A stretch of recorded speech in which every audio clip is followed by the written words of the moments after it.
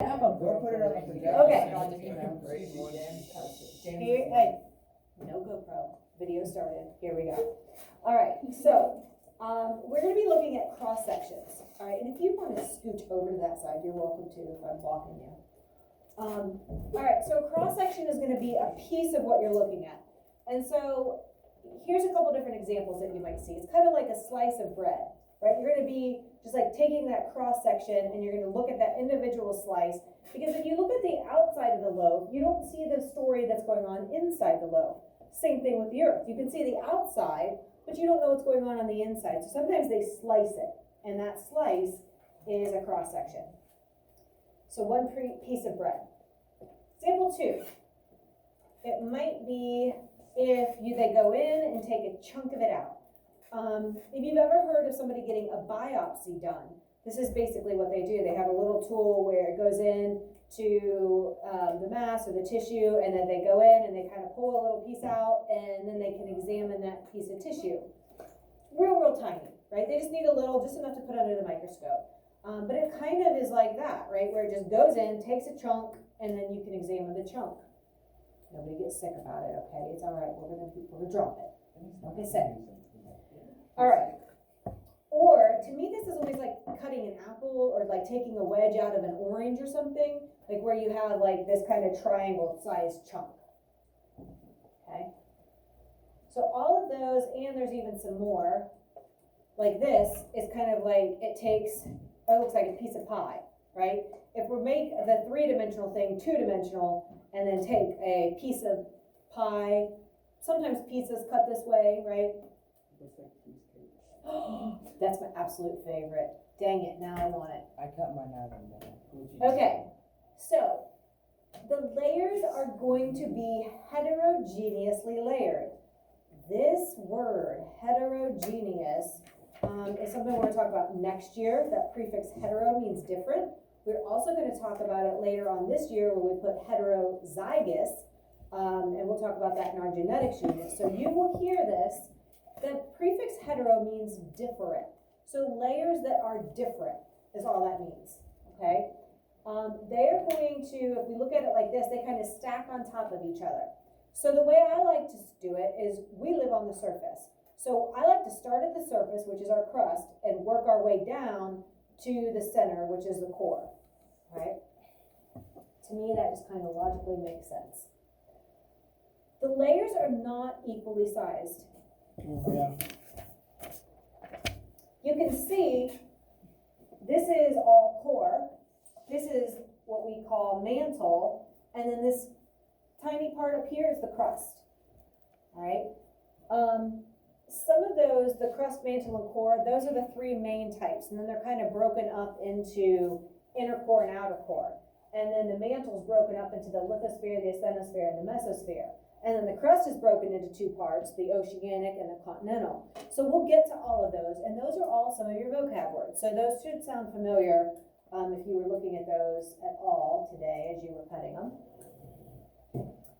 So one of the biggest beefs I have is that a lot of these models are not accurate.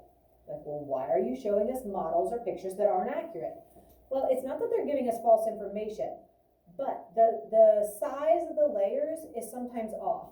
The mantle should be about 70% of the entire layers, and it usually looks like it's only a little less than half. A lot of times they make the core way too big, all right? This is going to be a common theme, and you're going to see this in a bunch of our diagrams, and so I kind of keep pointing that out because really the core should be a much smaller percentage than they usually show in these diagrams. So it is almost impossible to find good diagrams that show the percentages accurately, and I don't know why that is, but it's not a big deal. We just point it out, and we understand that, you know, their percentages are a little bit off. This middle mantle area, it should be about like this big. It should be about 70% of all the layers, and it's usually not usually shown that way. Okay. Also, this looks like it's like a perfectly smooth transition. You go from mesosphere straight to the outer core. It's a perfect line, like you're driving from Ohio to Indiana and you cross that line, boom, you're no longer in Ohio, you're in Indiana. Well, that's kind of simplified. It's kind of more of a wavy line. Like it's not a perfect circle all the way around the entire Earth where that layer changes. So it kind of goes up and down a little bit. So it kind of simplifies it, or makes that a little simplistic too. Okay. Okay. So, like I said, we're going to start where we live, which is here on the crust. Okay.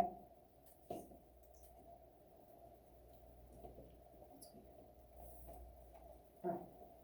So the crust is going to be our thinnest, rockiest, outermost layer. And you can see from this picture that there's two kinds. You have continental crust and you have oceanic crust. Guess what is on top of the oceanic crust? Any guesses?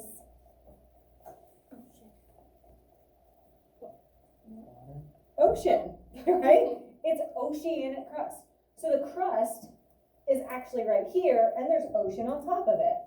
Ooh. Guess what continental crust is made of?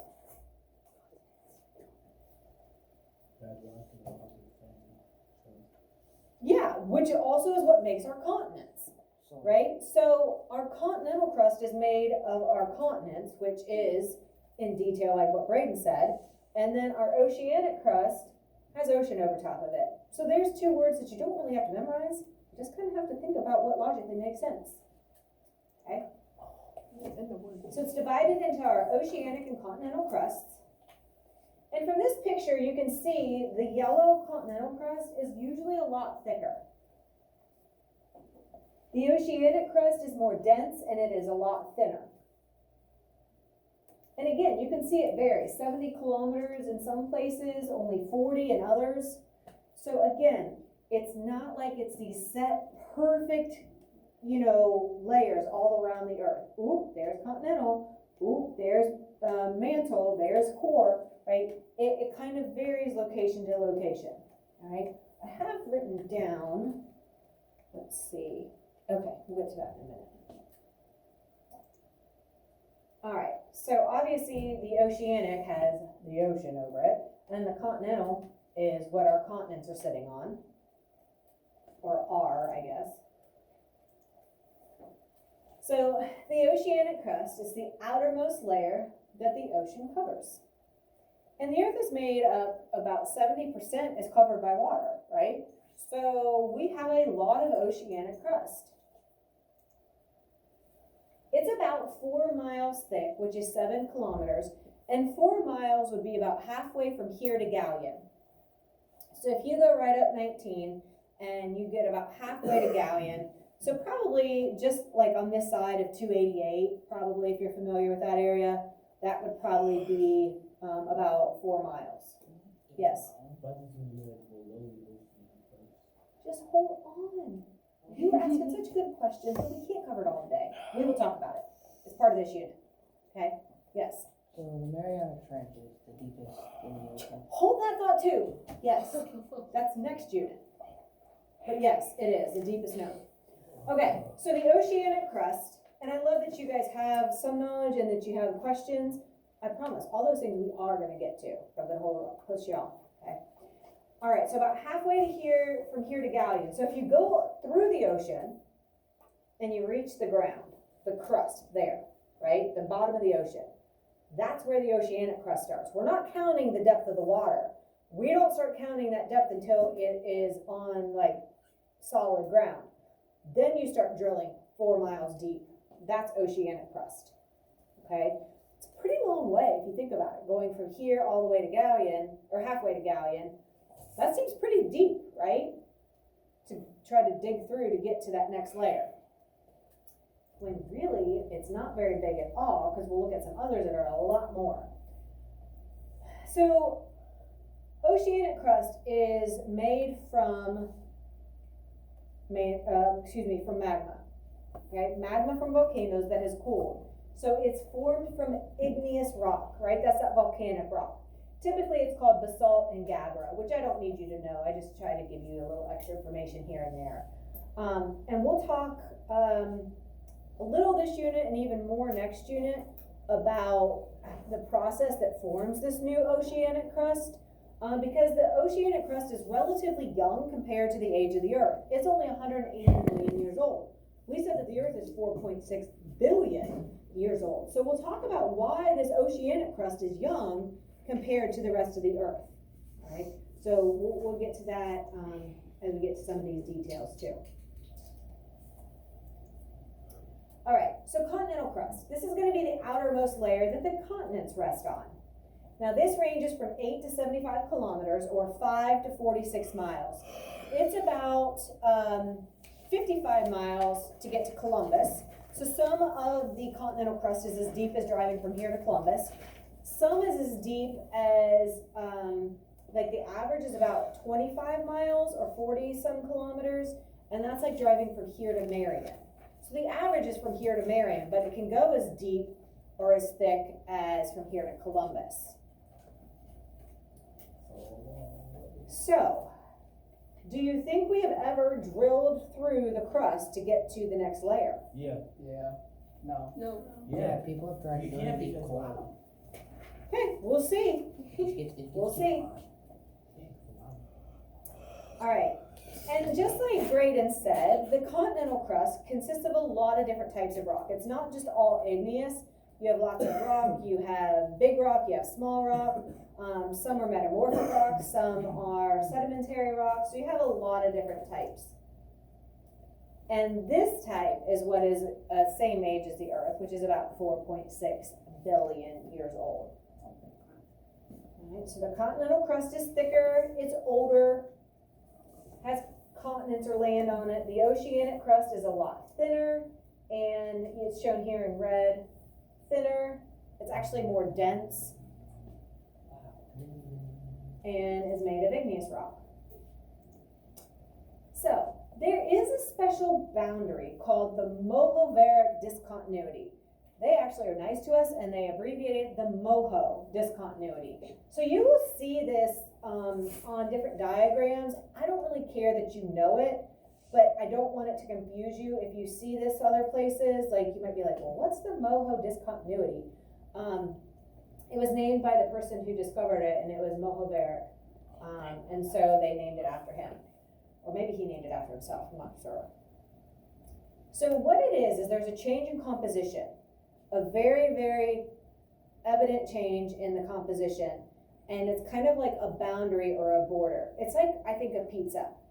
You have your crust, which is one consistency. Then you have your sauce, and I think of that as like the moho discontinuity or boundary. And then you have your cheese and toppings, right? So you have kind of three distinct areas: crust, sauce, cheese, and toppings, right at the top. So that moho is kind of like the sauce. Not that it's necessarily a liquid, but it changes composition. And so it gives us some information about how these layers formed and some different things like that. So just want you to kind of see, like, it kind of separates. This is the moho boundary, and it separates the crust from the mantle. Just like the sauce separates the cheese from your crust. Sorry to use so many food examples all the time. I know. Okay, so the mantle is by far the largest of all the layers. Now this one actually does a good job. It shows the correct proportion where it has the core is pretty small, and then it shows the mantle really, really big. The mantle should be big because it's about 70 or 80% of the entire percentage of our layers, right? They say about 82%. It's about 1,800 miles thick. That would be like driving from here to Las Vegas.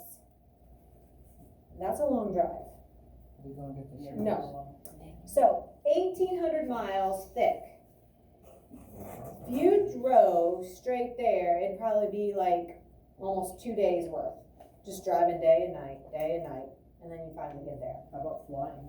Well, it'd still be about 1,800 miles, but you'd get there probably a lot quicker, right? All right. The mantle is composed of magma. Well, magma is the same stuff that are in volcanoes, right? When it reaches the surface, what do we call magma? Lava, right? So when it's in the earth, we call it magma. But it's the same general idea. If you can picture lava, that's what magma is. It's just inside the earth. So the mantle is made of magma. And as the earth formed, the molten ball, this melted ball, right, this liquidy kind of ball started to cool. And it caused the outside to get crunchy and kind of hard, which formed our crust. Okay? I always think of brownies here. If you've ever made brownies and you take them out of the oven, they are really hot and gooey, right? If you let them sit for a while, the edges get kind of crunchy and the top gets a little flaky, right? Other things don't do that, like cakes don't do that, like even muffins and things, they don't do that the same. But for whatever reason, brownies do that. As it cools, the edges get hard and the top gets a little crunchy. That's what I think of as the earth, right? That hot liquid ball starts to cool off, just like when you take that hot pan of brownies out of the oven, and then it starts to get that little crunchy layer, just like the earth did, and it got the crust to form. Yeah. Sorry. I can smoke brownies now. Sorry. Wait, what does that say? What? And so, believe it or not, the mantle of our earth is still cooling down. And we'll talk about what made it so hot and why it's still so hot and that kind of thing later. Yes? Does that mean once it gets cooled down, does that mean some of it freezing, like another ice age? Maybe even more catastrophic than that. Like, We'll talk about it. like everybody's just gonna die? End of the world. Things could change some. What, the sun's like keeping it hot. Hold that thought. Okay, so, no. Hey. Be quiet. Can I please? Okay, so the mantle is going to be split into 3 parts. So we have our crust that has 2 parts. Now we have our mantle that has 3 parts. So the first part is the lithosphere.